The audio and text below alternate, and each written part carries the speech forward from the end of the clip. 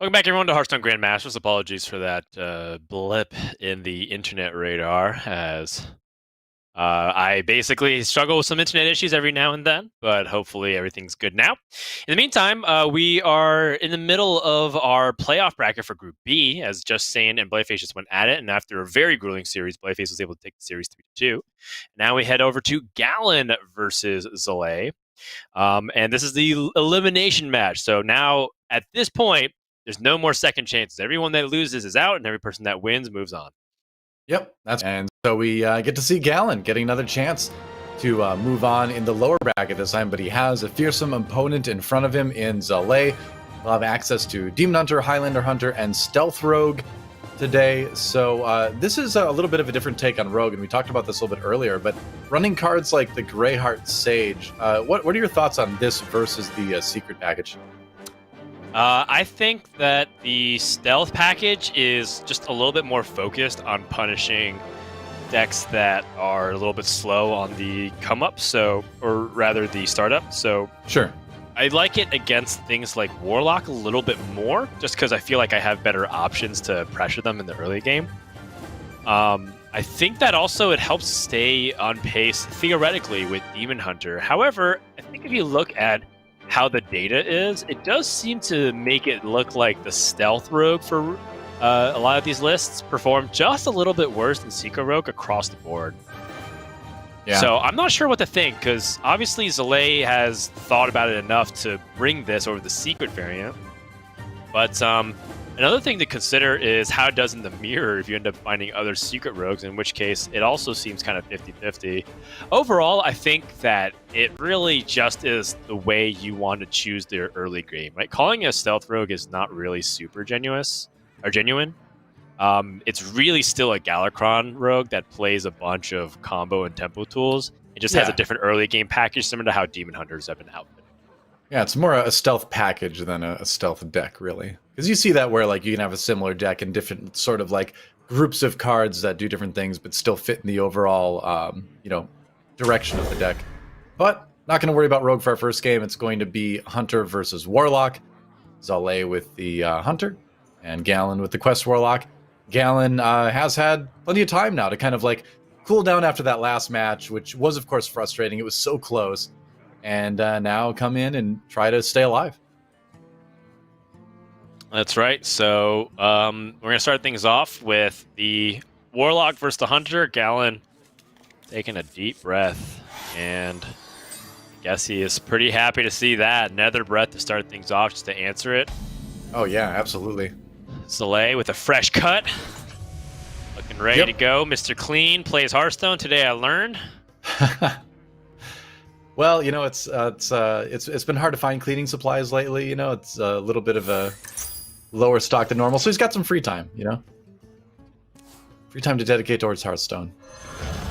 Right. Felma. Always feels good. Oh, doesn't feel great to draw the Battle Mage at the same time, but he'll take it. Ooh, that Questing Explorer though. Is that the turn to play it? I mean, this is an aggressive deck, so to speak, even though Highlander Hunter is more of a mid-range deck. People interpret it as just playing as an aggressive deck whenever you can. Right. Ooh, the life tap. He's so bold. It seems kind of greedy, doesn't it? But I suppose you've still got an opportunity to play it in the future. But it seems like, I don't know, do you think that you'd really want it out there to be a possible like soak target for the Felma? Doesn't look like that'll be an opportunity now, but that's the first thing that kind of jumps to mind with it. Yeah, it's tough. I personally am a scaredy cat, so I would go ahead and play that Questing Explorer just because I would want the tempo developed on board. Right. But yeah, I totally understand when people are like, okay, I just want to like tap because the whole premise of this deck is to draw cards. And if you don't draw cards, then you're not really playing this deck. Very, very true. Does go opt for it this turn. But now you've got this kind of 1 mana floating. So is there a world where you coin into Nether Breath here for the clear and give your opponent a little bit less to work with? By playing the Questing Explorer, I feel like you're maybe a little bit more committed, but you could just wait. You could just let it go, you know? I wonder what Gallon's thinking, though. He's thinking, please don't go face. And it didn't. Okay. There you go. Yeah, that's good. So, I mean, Zalae wants that damage to go face. He does not want to care about that 2-3. Right.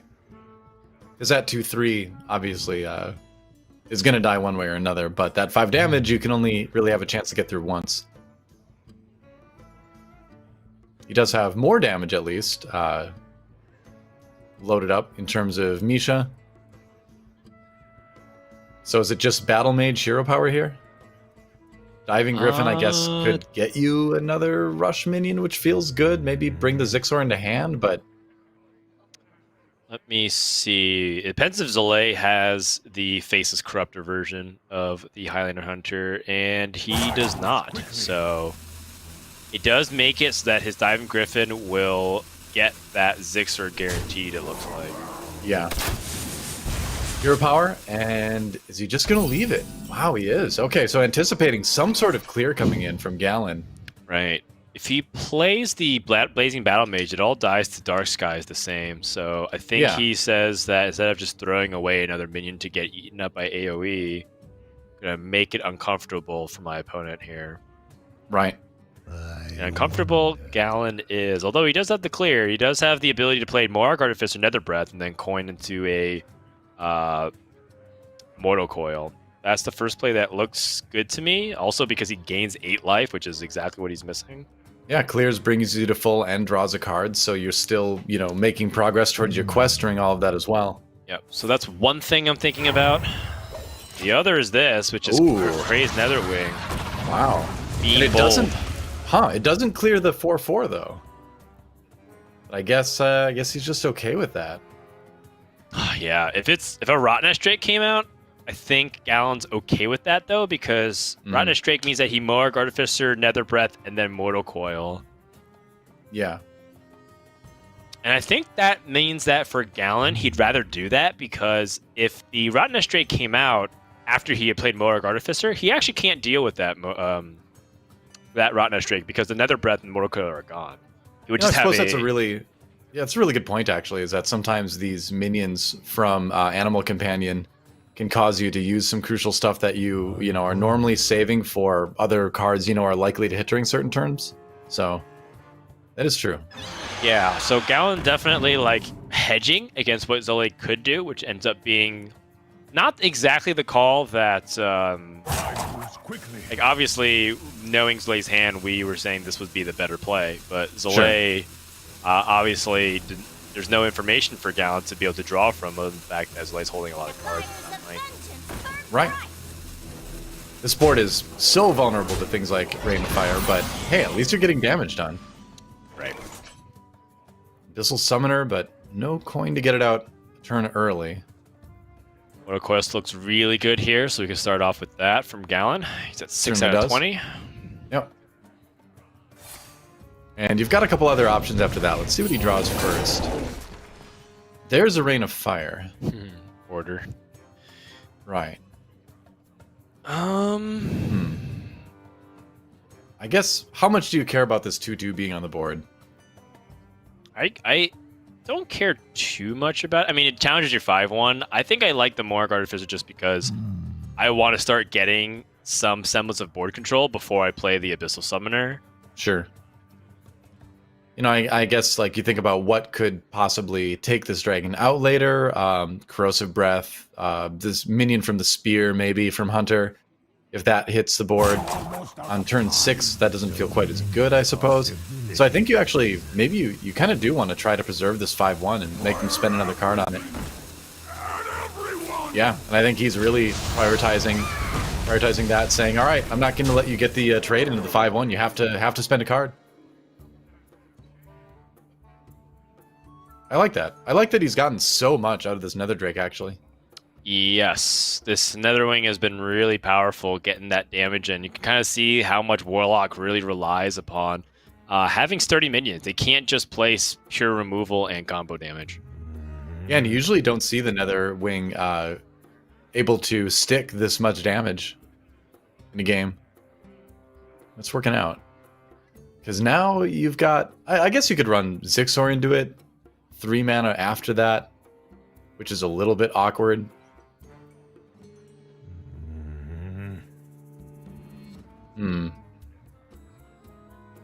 Yeah, I'm looking at Zixor right now just to help get some semblance of board control because you're trying to paint the best possible turn 7 play. Yeah. And it seems like Zalae's just going to favor the mana. It's been something that Zalae's been a big proponent of, which is, you know, use your mana efficiently, play your biggest thing you can, Sure. get on board. Doesn't hit the 5/1, so it's a really easy clear to get rid of the Dragon Bane, which probably doesn't feel great for Zalae. And now he's got a 6/6 taunt to worry about as well. But Gallon wondering, he's saying, hey, you couldn't really handle the 5/1 before. Why do I trade into this when I could just do 5 damage to you? Right, not to mention that if the Dragonbane, like if Gallon lets out Zalae have the Dragonbane stick and the hero powers, he only has 5 mana left afterwards. He can't play some of his best cards in this deck. Yeah, very true. Like if Gallon trades here, then I have no doubt then Zalae would be heavily considering an opportunity to play Tiamat instead of Dino Tamer Brand. Right. Yeah, because you don't want to run King Crush just into the 6/6. So yeah, I actually really like letting the Dragonbane survive here because it's almost it's putting Zalae in a more awkward spot, you know? And Hunter's not really going to be doing much healing either, so every point of damage you can do to them usually sticks. Agreed. Yeah, that'll be the play. So... is it just Tiamat here? Tiamat's definitely the first thing I'm thinking about for sure. But your opponent also kind of gave you an opportunity to potentially get even more value here.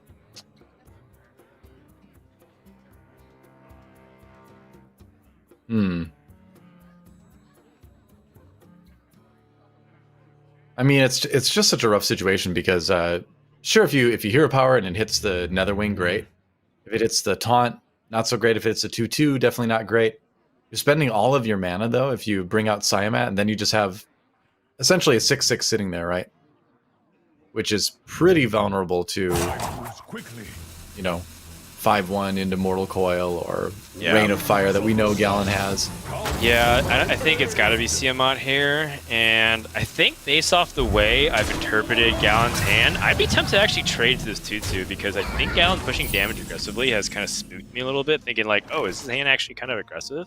Yeah. And I think Seems that's reasonable. the power. That's the power of being able to attack face and give your opponent information to make them start thinking differently. Life tap. First, finds another Mortal Coil. So is there anything interesting to be done with this? Maybe just finish the quest. Yeah, just plot twist maybe. Then you have the situation where, you know, is it okay that you're not able to, or you maybe are not able to do the trade into the 6/6 and then Mortal Coil it? Right. Would you want to Mortal Coil first? I mean, That's what I'm wondering, yeah. He's taking a risk. He wants to have enough mana for Dark Skies. That's the big reason why. Yeah, I suppose Dark Skies would still be a clear, since he can do 5 damage. Oof. Oh no, does not find it though. Well, wow. That pretty significant punish. Yeah. I'll try to grab the Brood Mothers and heal a little bit maybe. Oh my gosh, Gallon's gonna take so much damage for this. Yeah. At this point, you have to run into Dragonbane, I think. You're not going to kill anything else. But yeah, seemed like a risky line, and he's getting a little bit punished for it. Well, I mean, the good news is that he healed back up to almost full, so Zalae, even if he goes for this Dire Tamer Bran, still leaves Gallon with almost half his life. True. So, when but you see that kind of play from Zalae, what are you thinking besides this Diamond Tamer brand? It looks so juicy and appetizing. I mean, yeah, I think you just do it, right? Because if he does that, does 13 damage right now, that takes Galen down to 14. You know, if you've got 2 big minions on the board, and if they survive, you can just probably win. True. If you get Twisting Nether, though, it feels like you have to start from scratch. So you could take it slower and play Bone Wraith, Acidic Swamp Ooze, and Hero Power, or Zigzor Desert Spear Hero Power. And what that does is it leaves you with a minion on board, even if it dies. You still get the Hero Power, which is ultimately what you're doing, what you want to be doing, just draining your opponent's life. And you're using your mana efficient, which is what I like. Also, you're still clear. You're still healthy enough for Dark Skies because there's 13 health on the board. Are you worried you're letting the Warlock have too much time, though? I think being worried about Twisting Nether is definitely legit. Yeah, it's a valid question for sure. And I think that Zalae says, well, this Dino Tamer brand can still be effective at 9 mana because you can Hero Power and get it for 10 damage. True. So this is still, in his mind, a 2-turn lethal setup. Yeah, it's a good point. No Muarg Artificer, so that means that this Nether Breath is only going to heal for 4. It's fine, though, because he still has 9 cards, so this Dark Sky is going to clear off the first half of everything. Yep. Galen, certainly a little bit worried here, though. So you didn't see Mortal Coil, or not Mortal Coil, you didn't see Twisting Nether or anything like that. It was a little bit more efficient clear. Do you go for Dino Tamer brand this turn now? Yeah, seems like you really should be. That's what you've been waiting for the whole time. And again, it's still the strongest, like right now. Yeah. Woof. 11 HP, both Broodmothers in the hand. There's a Twisting Nether off the top.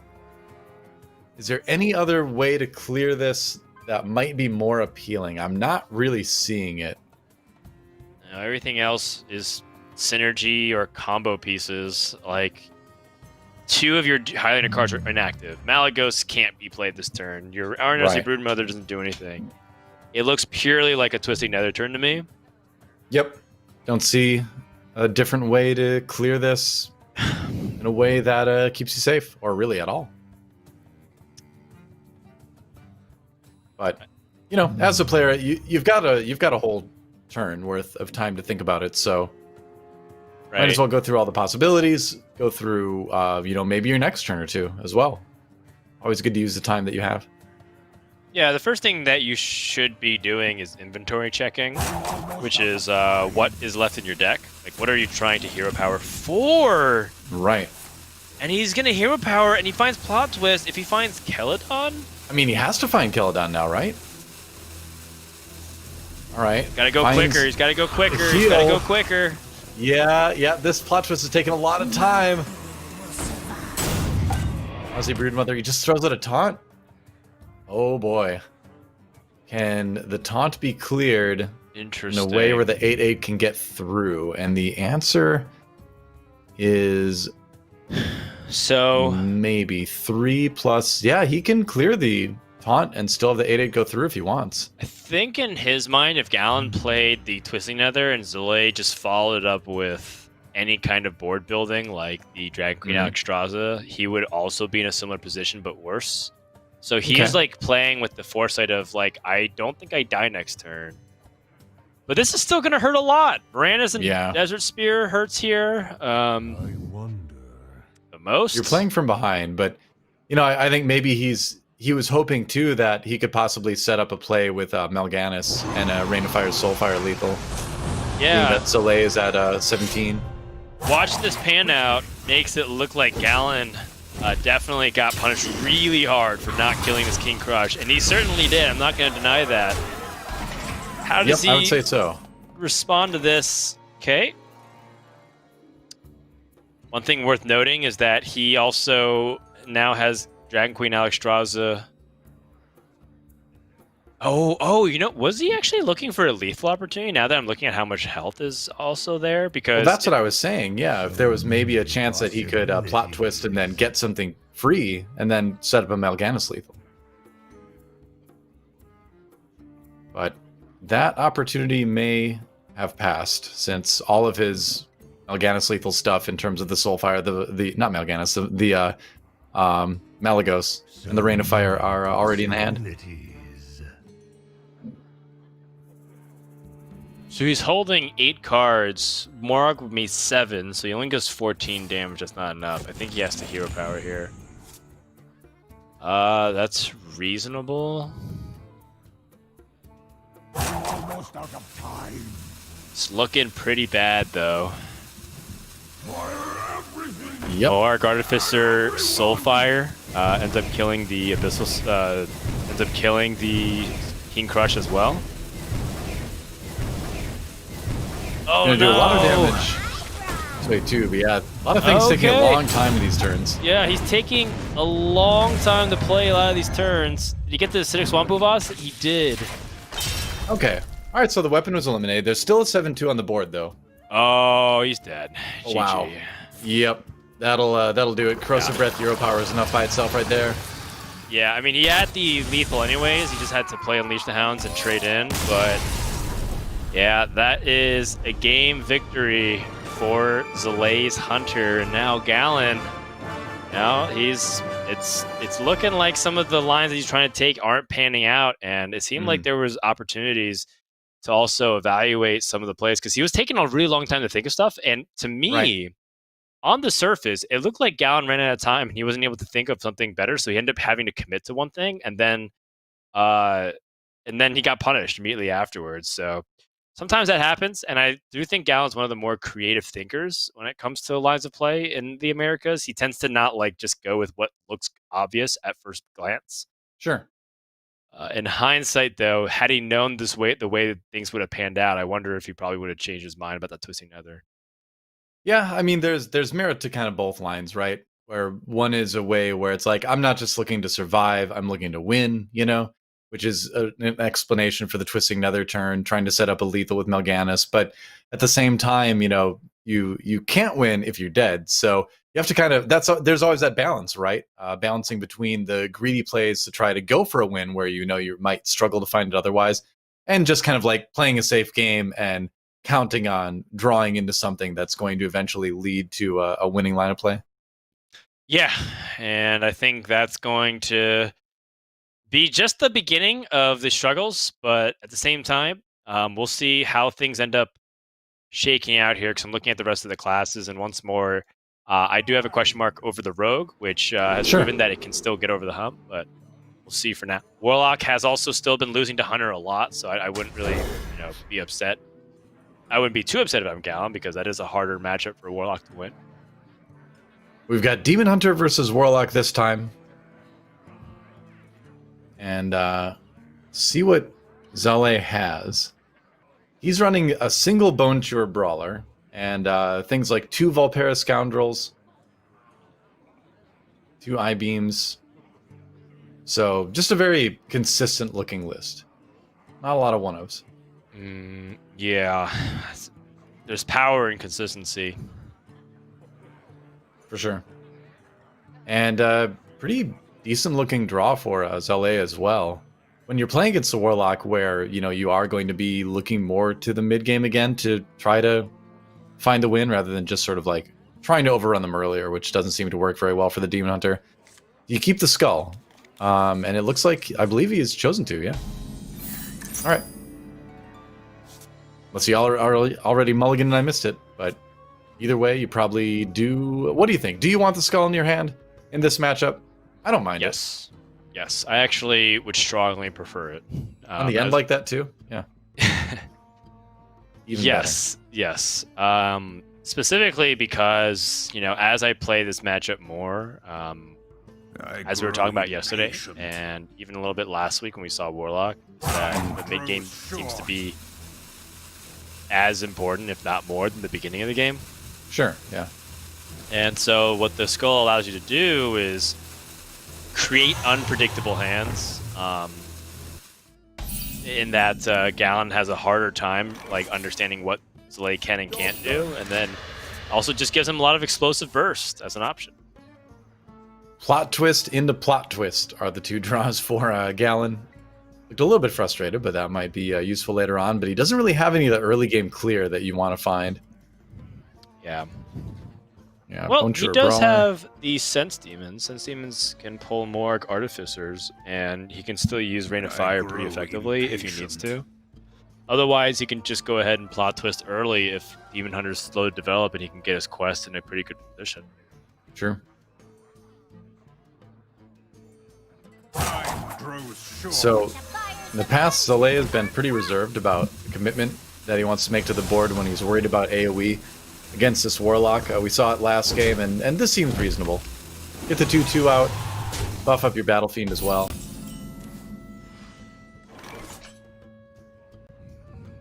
Yeah, looks like a Sense Demon's opportunity to me. Gallon, hey, he almost immediately went for a play and decided to hold back just to wait for a stack. If you watch a lot of these players, the way they ladder versus the way they play in tournament feels like night and day. Some players, when they're just like kind of playing, streaming on ladder, they just kind of like let things go and let things rip. There's fewer consequences, especially for those who aren't dependent on ladder results to qualify for tournaments. Right.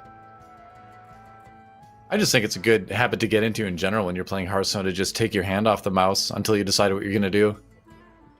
Because sometimes, if your hand's on the mouse, you're going to want to like click something and move something around, which can lead you to making a play before you've really thought it through. So, I actually just really focus on not even touching the mouse until I've thought through everything and decided what I want to do. Yeah. I don't even use any hands, I just use my feet to move the mouse.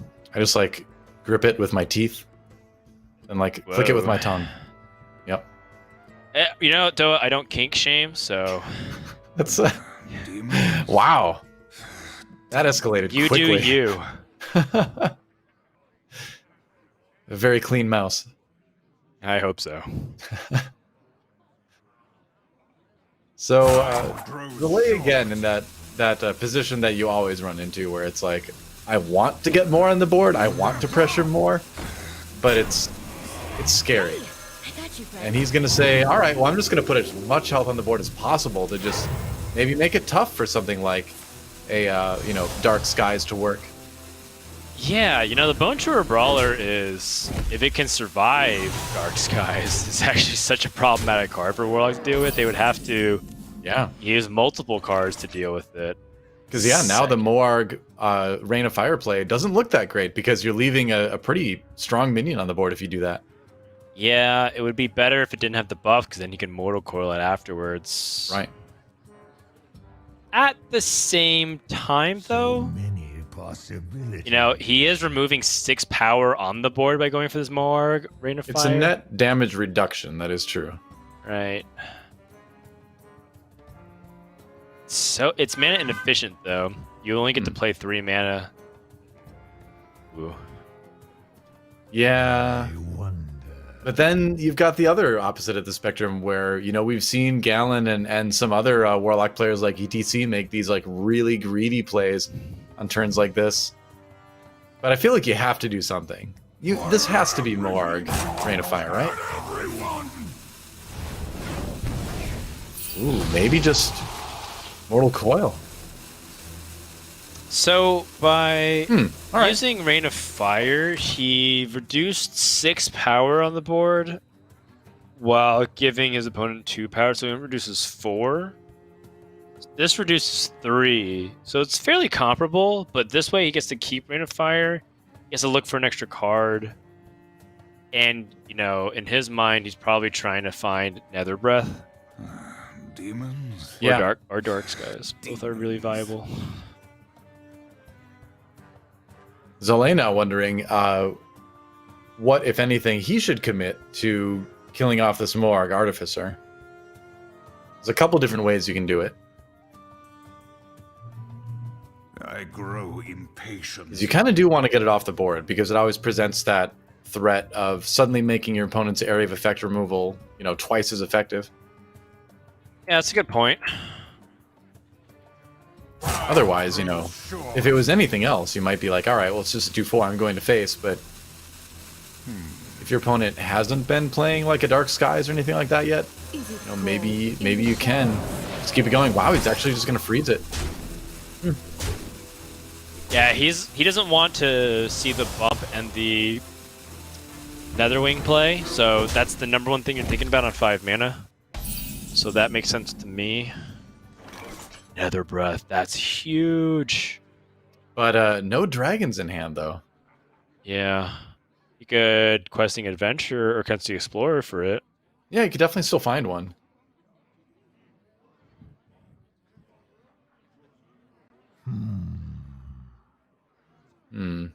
Alternatively, he could do something that's a little interesting. He could play a second Morag Artificer and do Rain of Fire. Oh, no, actually. No, that doesn't work really well either. Just trying to think outside the box here, because sometimes stacking Moargs are pretty decent. Oh That's my what I was gosh. wondering. Yeah, if maybe you just double the double, you know? Plot twist. And okay, finds a Dark Skies that can clear maybe most of it because it's 2 damage each. So what's his hand size? 7, 14. So that'd be 14, right? But in shots of 2 apiece. Yeah, there's 9 shots that you need for Dark Skies to guarantee clear everything. Sure. It's gonna rain go of ahead fire. and clear it. Yeah. Bonjour Brawler introducing lots of headaches for the Warlock. I thought this card was originally just to help them in the mirror, to help them get more consistency in their drops. Just ends up being like super powerful against Dark Skies and Rain of Fire and stuff, and that feels like painfully obvious now. Well, I think specifically because you use the health buff from the sidekick on it, you know? I If it grow weren't for that, it wouldn't be as big of a deal. Sure. So it does kind of require one card to really go off in this matchup, but you can kind of keep that in mind when you're playing it, I suppose. I guess because like in my matches that I'm playing with these lists, I don't really prioritize buffing the Bone Chewer Brawl. I was prioritizing buffing like Battle Fiend and Satyr Overseer, stuff like that. Yeah, that's I mean but- that's a normal thing you'd want to do. Exactly, and against Warlock, I wonder if I'm approaching it wrong by like not utilizing this Bone Chewer Brawler if it's in my deck. Sure. I mean, I generally don't play the lists that have Bone Chewer Brawler. I think it's very tournament specific, where you can narrow down the field of what you're going to go up against. But it's been very useful so far. Yeah, this particular game, it has been pretty sick. You love Finds to that- see it, you know, as like Yeah. players that you want to see innovation and how deck lists are approached. Seems great to be able to see that kind of stuff. Okay. All right. So Nether Breath can finally maybe get rid of this, but yeah, why not just Dark Skies and remove it all?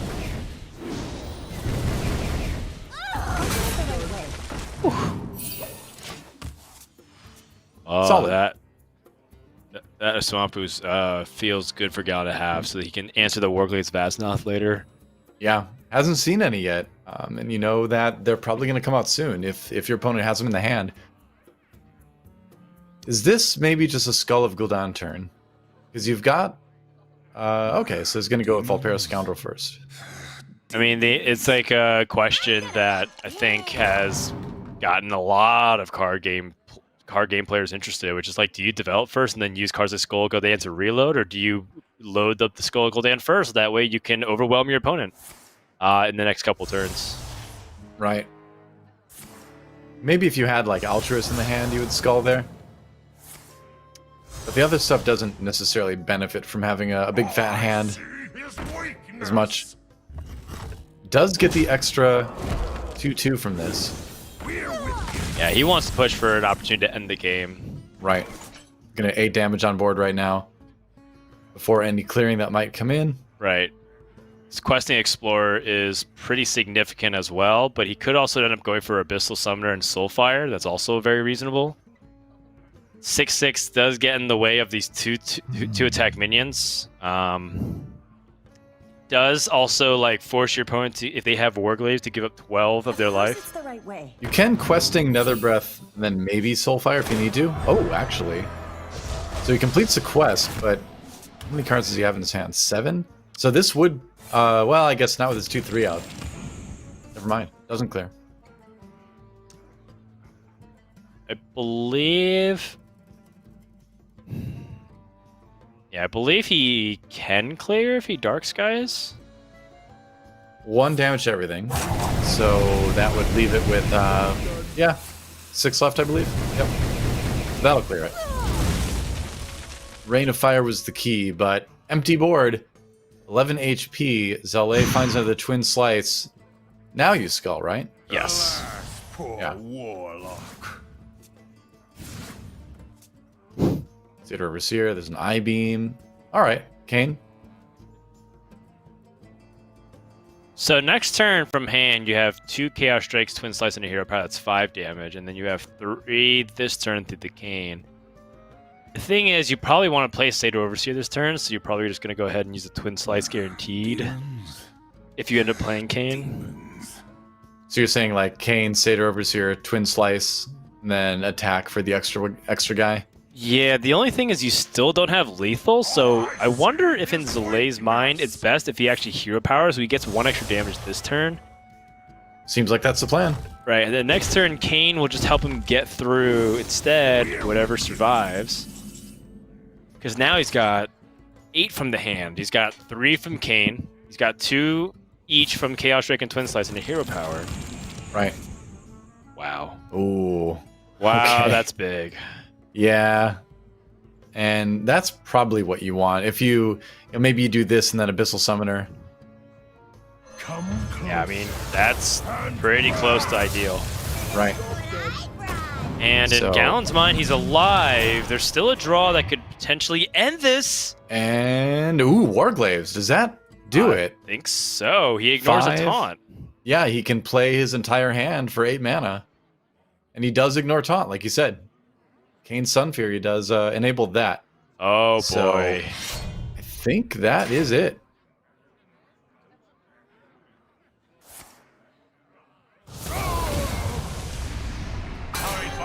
Yep. So the Cane, the Chaos Strike. Yep.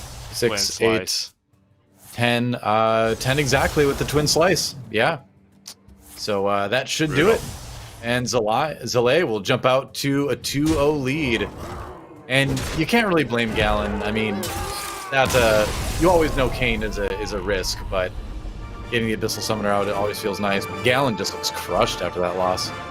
It's tough. It's tough when Yeah. you die with Moarg Artificer and a Nether Breath in your hand because very clearly you had options not to have to present threats. And like when your opponent is drawing cards with Skull of Gul'dan, it's very hard to pin down range. I can't emphasize that enough. When they're holding a couple cards in particular, you're thinking about Metamorphosis and whatnot as like your first thing. But Kane's Sun Fury introduces such a logistical nightmare because you can't play taunt, so your best thing to do is actually just to gain life.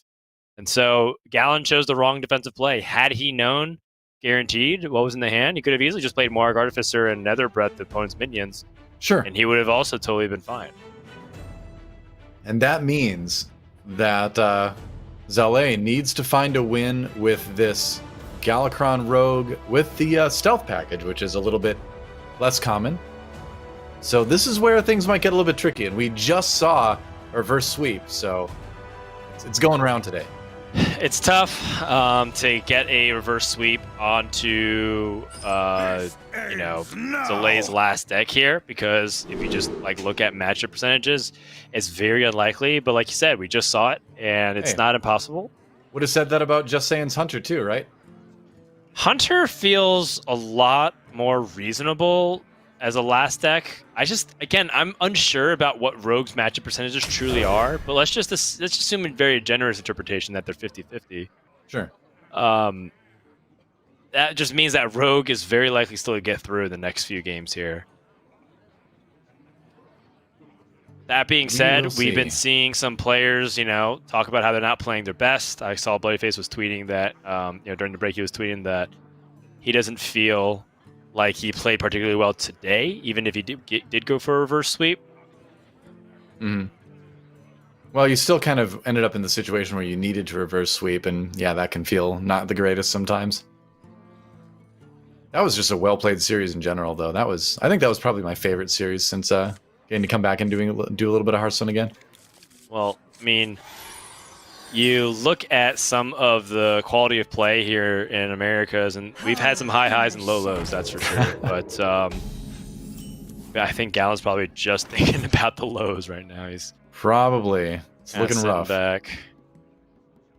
And it's not honestly the most inspiring turn for Galen on turn number 1. You can't even really throw down the beaming sidekick for tempo because there's already a spy mistress on the other side. I grow impatient.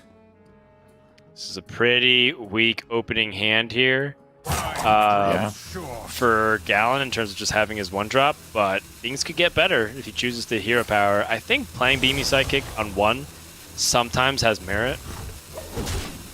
One of those, I really need a minion out, but I don't have anything better I can play things. You see it more in the mirror sometimes, I guess. Yeah, and if I'm Zalae, I wonder how much I really want to press in here. Praise Galakron looks pretty solid as an opportunity to buff your minion and even use the lackey immediately. Zalae chooses the dagger instead. I think he's just going to play reactively here. I think the dagger is fine if you want to get prepared for something like Umberwing coming out on your opponent's side. Got you, friend. It's kind of what we're talking about, though. Like, the Spy Mistress is only just trying to ensure your early game safety. I think that utilizing Stealth Rogue as just like, oh, I'm going to play like an aggro rogue, Sure. I think that is misguided at the moment, just because while Rogue can totally play that aggressive style, it's not the most effective use of it, I think. Source, me trying to play aggressive with Rogue decks, that didn't work out. You know, and in this situation too with Zalae, you wanna keep that minion stealth for as long as you can because you want to get that Greyheart Sage draw and use it to get more cards in hand. In the shadows. Yeah, Freeze on the Demon Hunter, which is always annoying. you know, that's pretty interesting to me as well. This looks to me like Zalae's making a read, saying that Galen has not been playing fast, and yet he's holding cards and kind of like taking his time. Is he setting up for like a really explosive turn 3 play that like maybe uses Seer or Overseer? Sure. Possible, I suppose.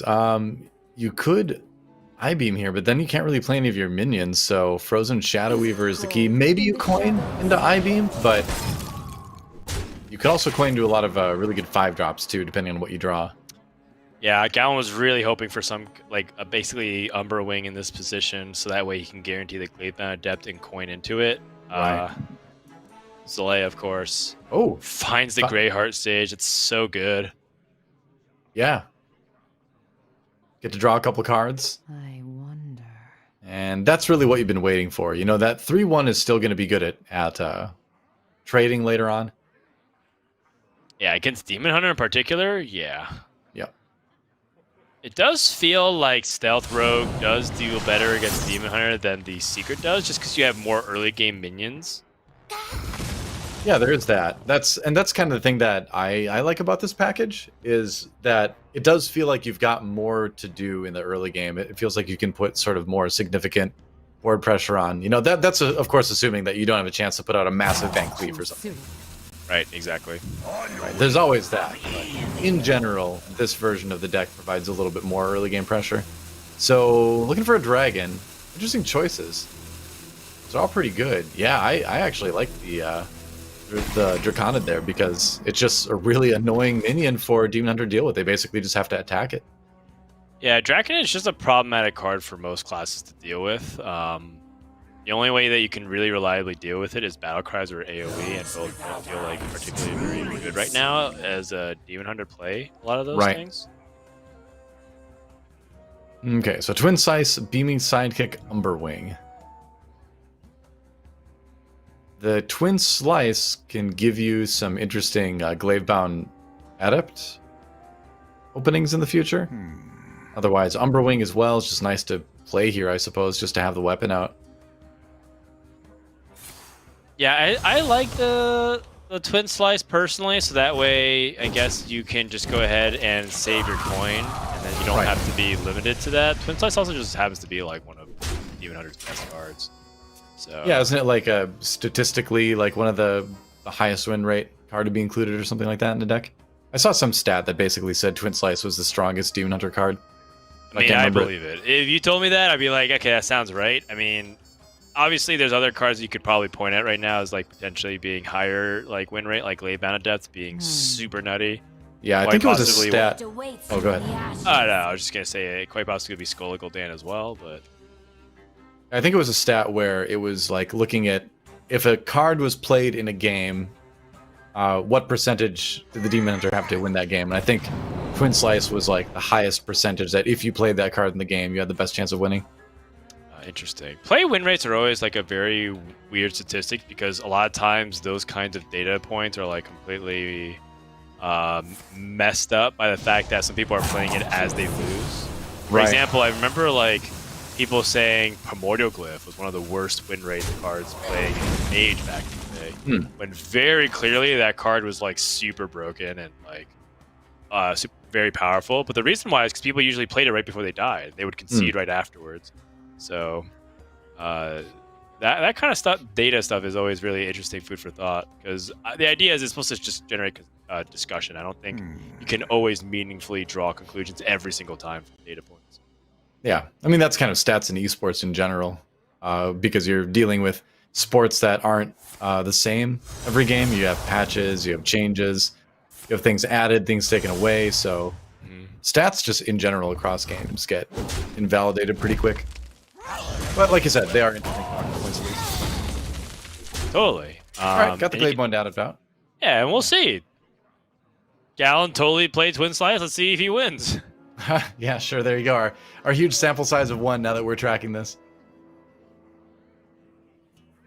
All right, Zalae, though, Skyvateer is the draw. This is one of those situations that you were talking about earlier where you're the rogue player and you have so many cards in hand and so many different directions. So you're like, there's got to be something great I can do here.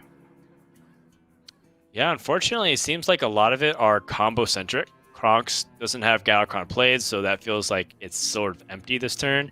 High Spirit Togwaggle has no lackeys. Witchy Lackey has nothing to target. You know, that kind of stuff just kind of actually makes you feel like your hand is full of air. I actually think that there might be merit to just playing Seal Fate and seeing what lackey you get and see if you can kill the Playbound Adept with either Goblin Lackey or Cobalt Lackey. I think we might be that desperate now. I think that's pretty much where you're at, yeah, because everything else takes like 1 more mana. Wow, all right. Finds the Dragon Lackey. Another evasive Draconid if he wants it, yeah. Why not? All right. Okay, one more chance. And Nope. No. One more chance. Okay, you know, Hey, Armor not Smith. a bad consolation prize. Yeah, all right, that's interesting. And you've still got 19 health at the end of the day, too, so you're not in dire straits yet. Especially with the Armor Smith out, that might be kind of annoying. Right. It's funny, Armor Smith can kind of shut down Altruist in certain cases. Right, exactly. Yeah, not that Gallon was in a position to do anything like that, but funny to think about. I like this double Satyr Overseer play. I think a lot of people would overreact to the Armor Smith and just like immediately play the Gladebound Adept. But remember, this isn't Warrior. They don't have things like Risky Skipper unless they play some like ridiculous series of cards that lets them steal cards from other classes. Rogue is a class that can do that.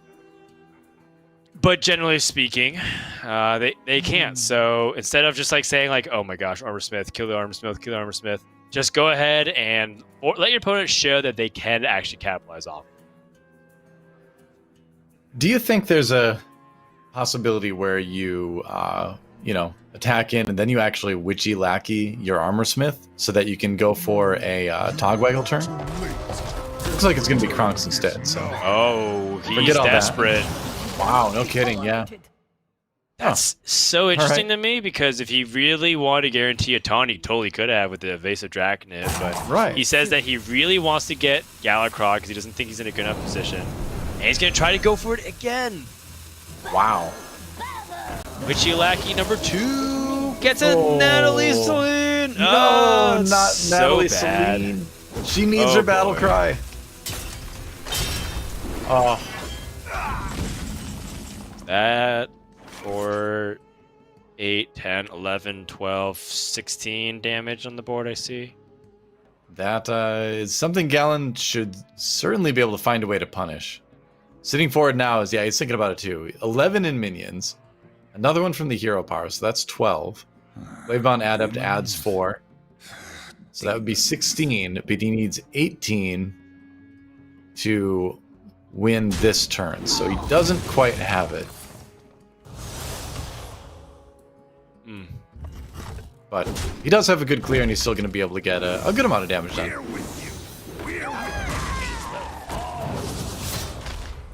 Yeah, I think in the end you still go for it because Rogue is not really that healing class.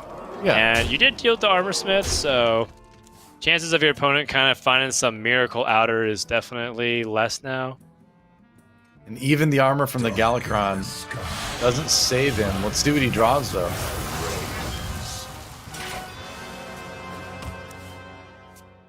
Faceless. Okay.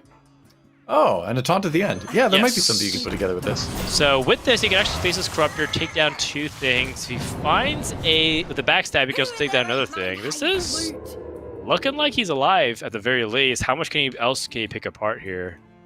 If he goes for the Ethereal Lackey, he can find, I guess, just another backstab. Right? Yeah. Shadow Finds a Step? Shadow Step. Okay. Seems strong. Yes. And also, you can backstab one of the 4/2s, which is probably going to be part of the plan. Yes. He needs to backstab. He needs to play Faceless Corruptor. Faceless Yeah. Corruptor can go onto the Pharaoh Cat.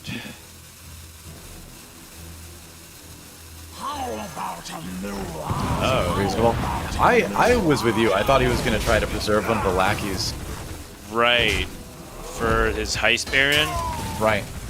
That was my thought as well, because now he doesn't have any lackeys in hand. You can make one, of course, with Galakron, but I guess you make one, then you have just enough mana to play Lackey Togwaggle, but let's see what I'm with Galen you. finds here.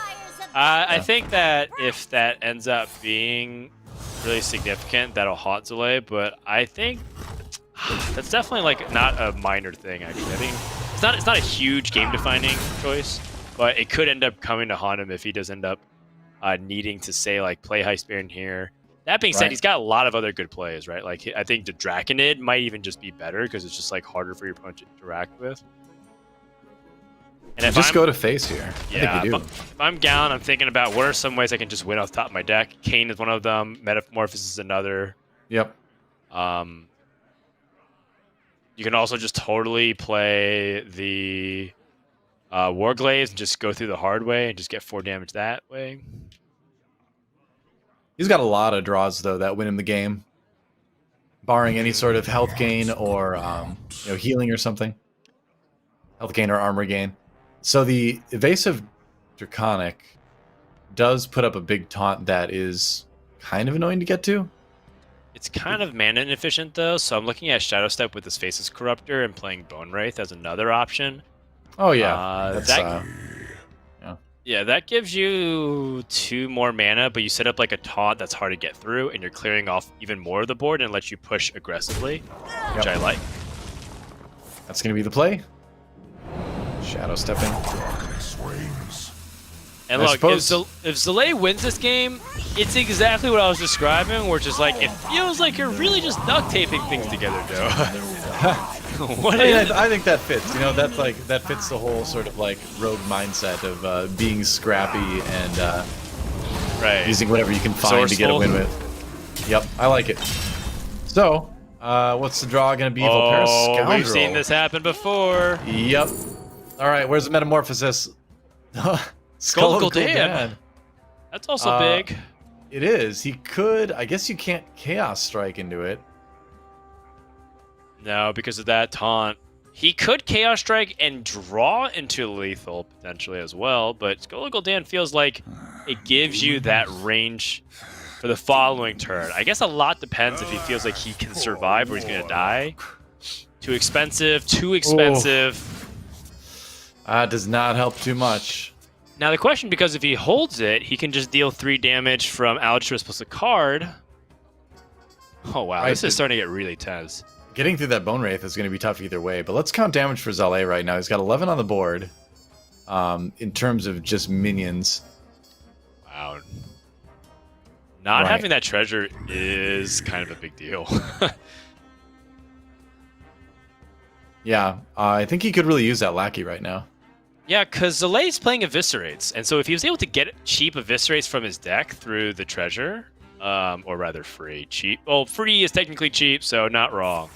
But if he was able to capitalize onto that, he would be feeling much more confident. Ethereal Lackey, okay, that's a possibility.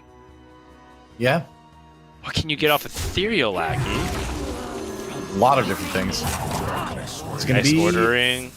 It's Cold Blood. Cold Blood. Oh, yeah, a little bit more Okay. damage than Sinister Strike. So voice save Jackinate just to boost up your power as best as you can, but Well, is it the Kane Blood Fury? Is it the Metamorphosis? that doesn't look like it's it. Gallon whiffs. Yeah, He's off by 1 day. Wait. However, he does have the Altruist and the Warglaves. Wait. The Warglaves can attack after attacking minions. He's going to deal 3 Right. damage to stuff. can he? Is right. So how much damage? He would take 8 damage from.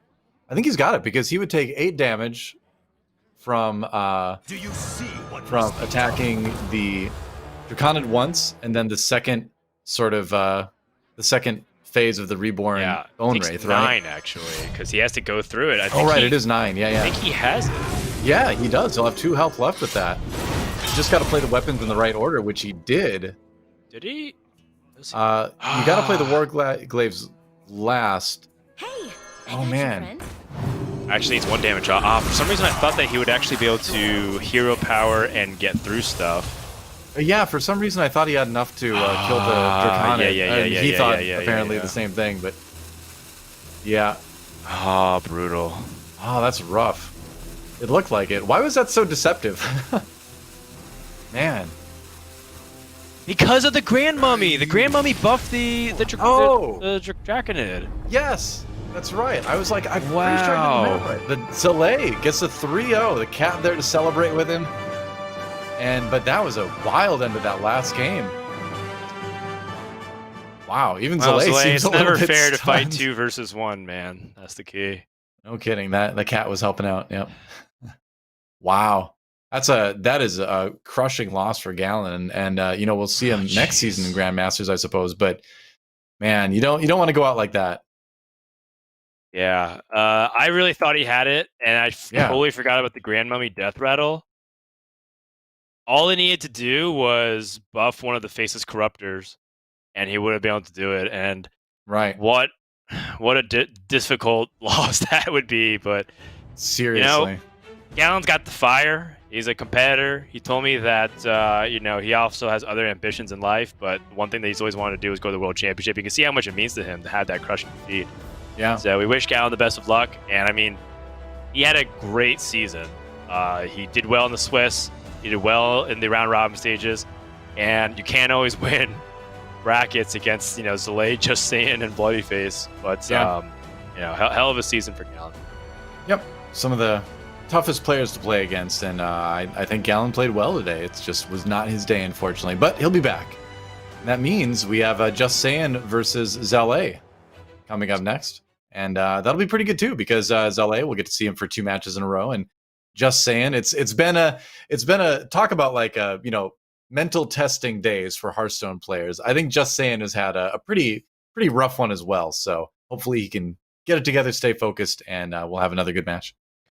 That's right. A man who's at the doorstep of a top 4 got denied by Bloodyface, but he has another chance against Zalae. So we're going to take another break and an intermission, and when we come back, we're going to get the final match of Group B here for the playoffs of Hearthstone Grandmasters for the Americans.